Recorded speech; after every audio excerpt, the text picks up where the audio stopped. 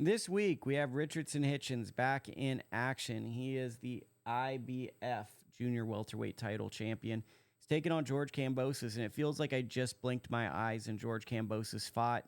So he had that fight, and now he's coming back to fight Richardson Hitchins. They want the stylistic breakdown, so let me give you the Lukie style breakdown. Richardson Hitchins is an amazing and crafty boxer. He's able to move.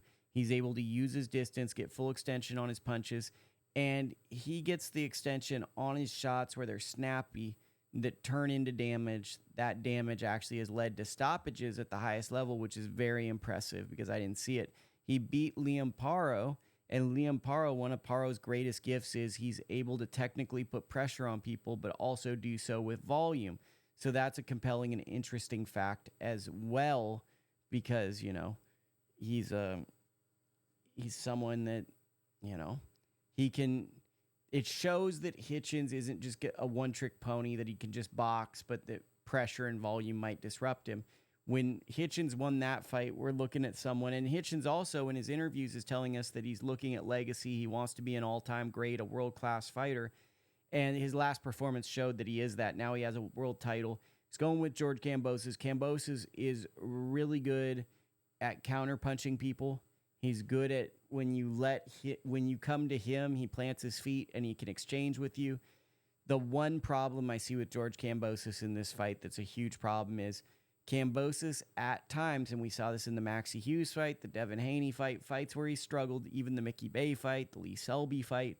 Time and time again, we see this one pattern with him that's not the best pattern, and that is he struggles to initiate offense when he has to come forward.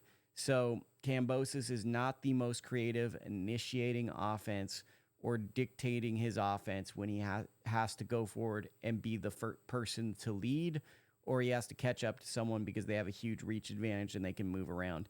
So from a stylistic standpoint and looking at how these guys have matched up, I would say that the matchup greatly favors Hitchins going in. That being said, Hitchins says a bad weight cut put him in trouble with Gustavos Lemos.